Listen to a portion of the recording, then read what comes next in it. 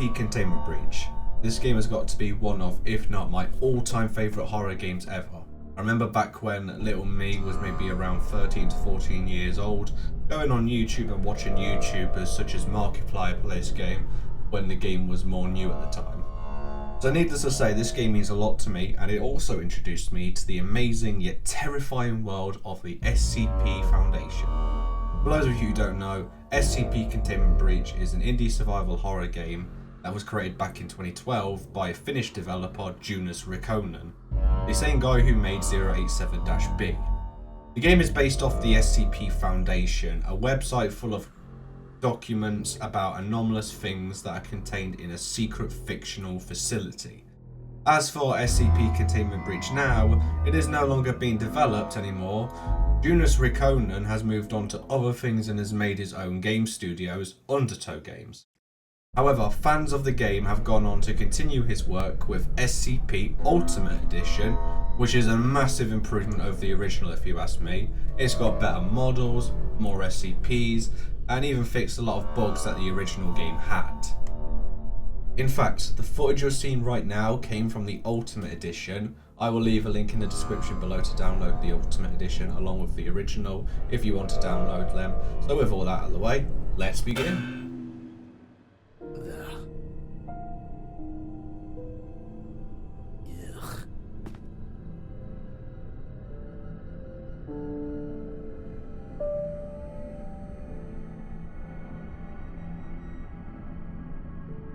You wake up in a strange, bright, white cell. The bed, toilet, sink, and a small desk with a note, which reads, "On behalf of the SCP Foundation and our staff, we welcome you to an exciting one-month working period in one of our top secret research facilities. Unfortunately, the exact details of your upcoming work assignments are highly classified. But please read this document carefully before you stay as safe and pleasant as possible. Each of the Class D personnel has been given a numerical designation. Your personal designation is D9341. Please memorize your designation, as staff will use it to refer to you from now on. During your stay, you will be taking part in various testing procedures. Some of them can be extremely dangerous if appropriate precautions are not taken. This is why we need your full cooperation at all times, in all circumstances.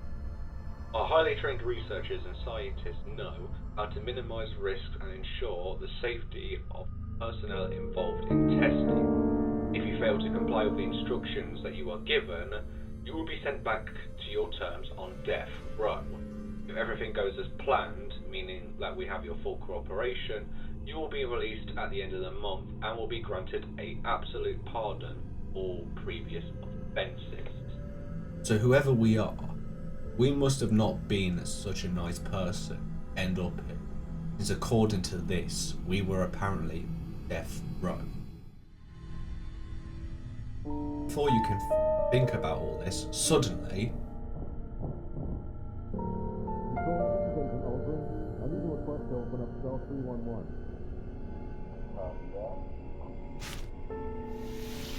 Hey, they've got some work for you. Do me a favor and step out of your cell. it's probably best to do as he says if you value Oh, living. and by the way, we're authorized to kill any disobedient test subjects, so don't try anything stupid.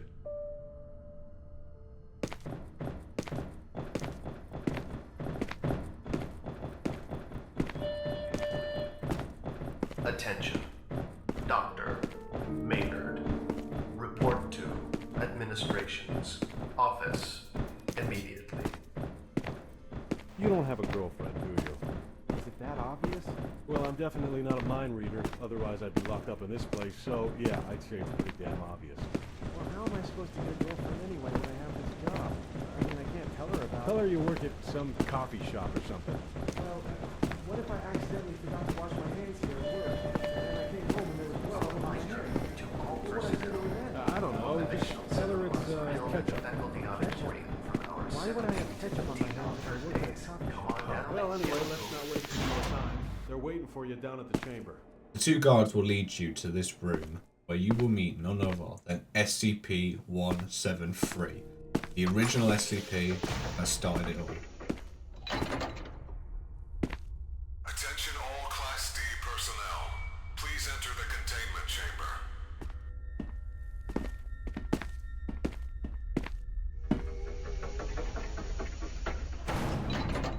Please approach SCP-173 for testing. Everything seems to be going well until... There seems to be a problem with the door control system. The door isn't responding to any of our attempts to close it. So please maintain direct eye contact with SCP-173. Wait, what the fuck? Oh shit. Oh shit.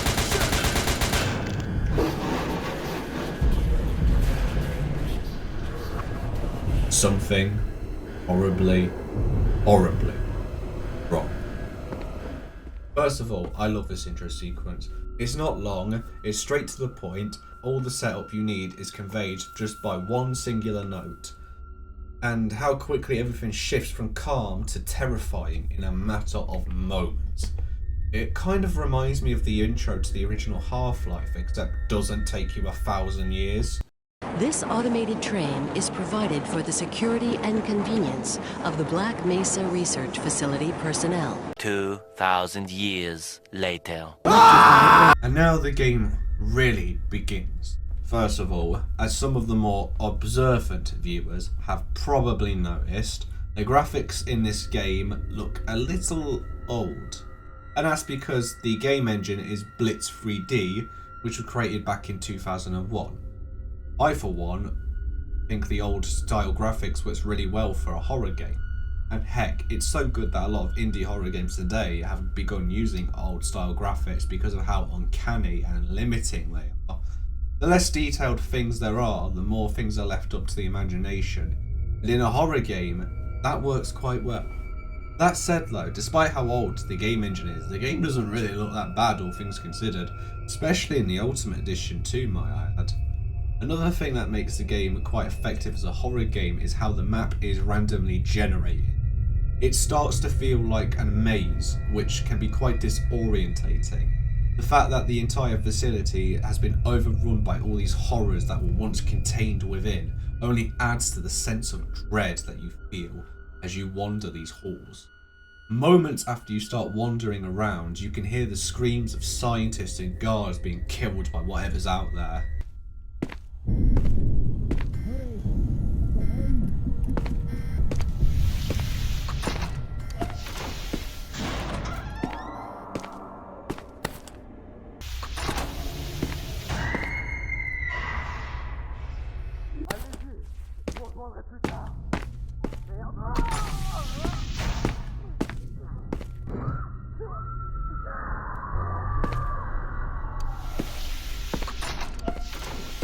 And speaking of sounds, the ambience that plays in the background is really eerie and perfect. This right here is Kevin MacLeod. You may not know him, but I'm willing to bet you've heard of his work.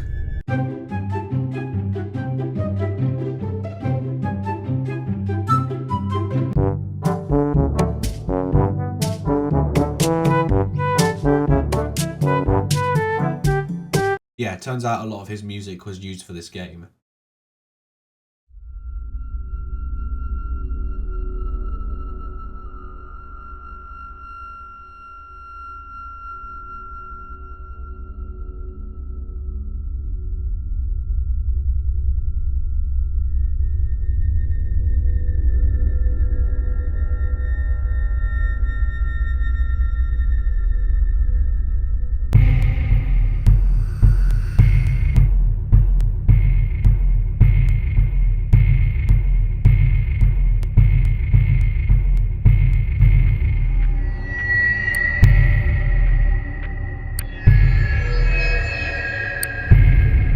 While we're at it, this is Firefox. Not that Firefox, this Firefox. He's a digital artist, music composer, and an audio engineer. He did some of the soundtrack in this game, like...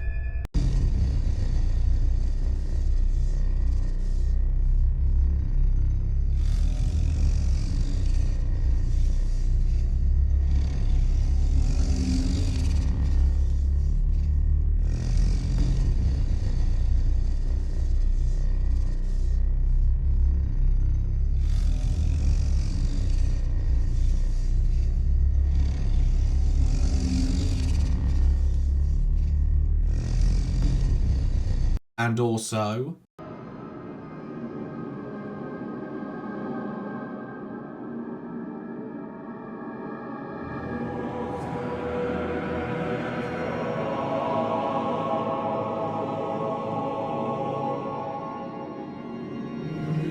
he also worked on the soundtrack in the Unity version too, by the way. I will leave a link to Firefox's channel in the description. Thank you for your contributions to such an amazing game. I salute you. Now, where was I? Alright, the game. A lot of places in the facility are locked behind keycard slots, so I guess we gotta find the keycards in order to make any progress. There's a lot of other items you can find too, like the sat-nav, which lets you see places you've already been to. As stated before, the game is randomly generated, so unless you're playing on a siege that you're used to, this bad boy's a must. And it starts to get really useful when you upgrade to the sat-nav Ultimate, which not only maps out the entire facility, but even alerts you of SCPs nearby.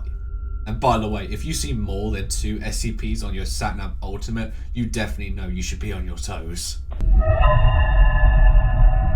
And speaking of upgrade, SCP-914 is the next thing I want to talk about. To get into 914's chamber, you'll need the level 2 keycard, which you can get from this room here.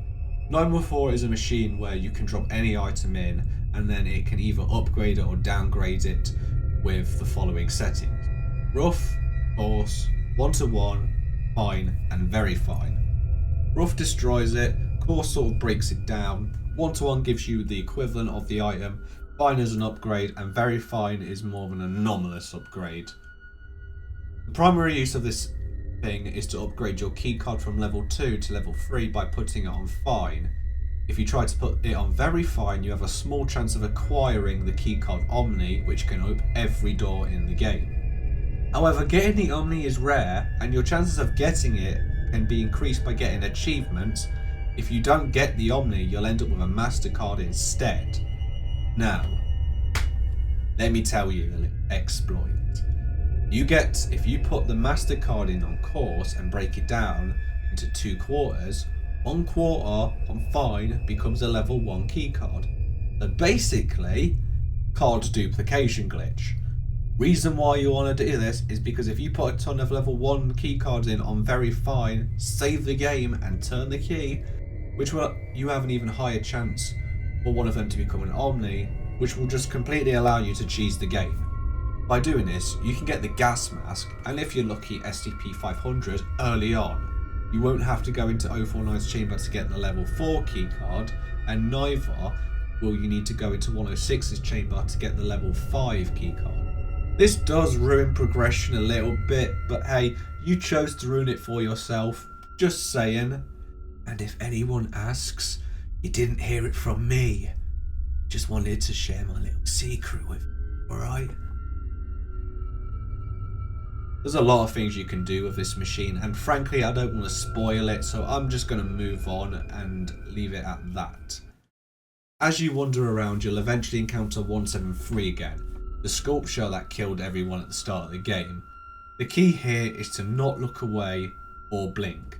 But that's easier said than done, because the game gives you a blink meter, meaning you can end up in situations where you have to act fast before that meter runs out. Take this scene for example.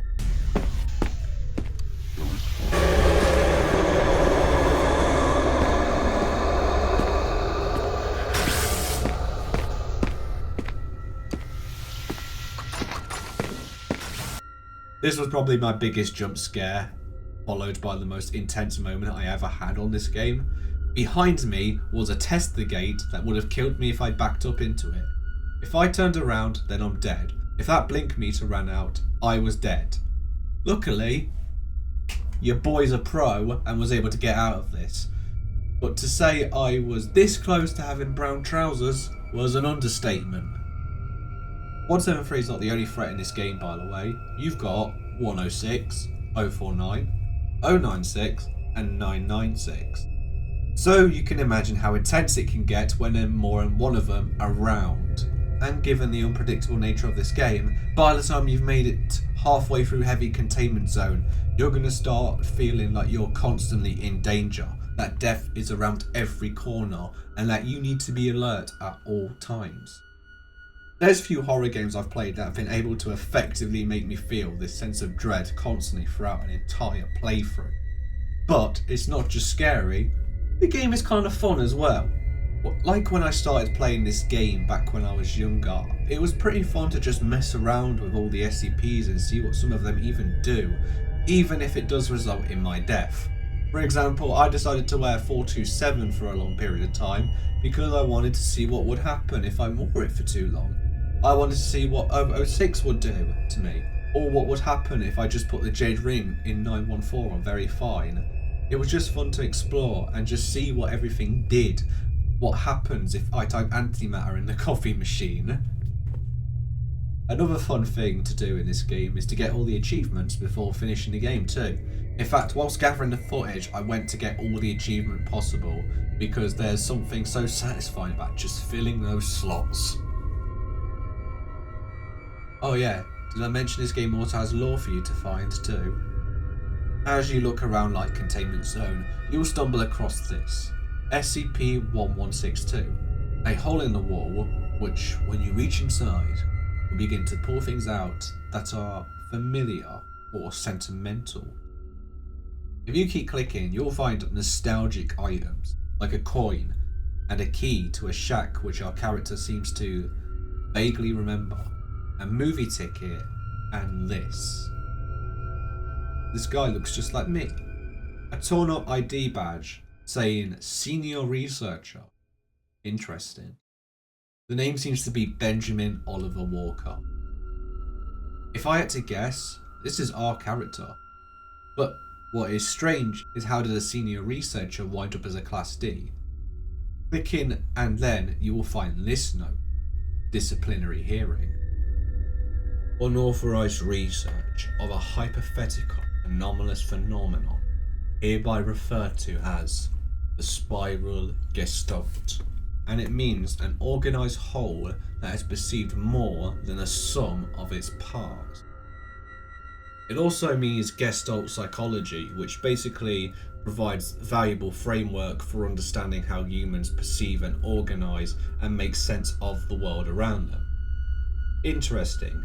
And given how the SCP universe is no stranger to bizarre realities and other realities that exist outside their own known reality, if I had to guess, Benjamin here must have done something to gain a greater understanding of reality and gained some kind of forbidden knowledge that was so bad the O5 Council demoted him, condemned Benjamin to die. Class D. That's just the theory I believe anyways. As for the spiral, well, the only thing I could find was this note you get by walking through the recurring hallway, which, by the way, is also a gateway to other universes. If you keep walking through, you'll end up with this note, which appears to be a reference to this story here. The spiral pattern though is what caught my eye. If Gestalt is meant to be reality, then I guess this represents spiral. My thoughts were that black and white would be two different realities, spiraling in together to form grey. We know one universe is Benjamin, but what's the other reality? Well, after watching a few videos and looking at a few theories here and there, the one theory I subscribe to is that the other reality is our reality. If you beat the Gate 8 ending, contained 106, the guards won't shoot you, and you'll get this. Stop right there. Class D has been found.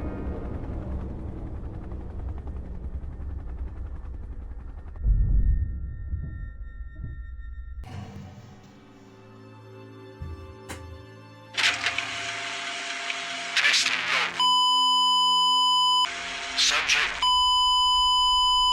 Subject demonstrates extraordinary luck and complete mastery of even the most fatal of circumstances and an uncanny ability to predict even the most unpredictable of hazards, almost as if it has performed these impossible tasks several times before. Further testing is required to determine whether the subject should receive SCP classification. Almost as if he's experienced these impossible tasks several times before. Sounds familiar for loading a save file. Also, while I was wandering through the endless hallways of SCP-970, things strange began to happen. Not just finding the strange note with the spiral in it, but there was also a dead scientist that appeared on the floor with a disfigured face. Now, in the normal version of SCP Containment Breach, this scientist is just an unnamed random scientist, no big deal there. But when I checked on this scientist from the Ultimate Edition, there was something different. It had an ID badge, and as you can see, the picture on the scientist's ID badge is identical to Benjamin's. Could this be us from another universe? Or, when we load a save, are we just leaping from one Benjamin to another? When we load a save, are we really turning back time? Or going to another universe with another Benjamin before they die? Because if I had to guess, this one must have gotten shot in the face, more than likely by this security guard, if I had to guess. I don't know.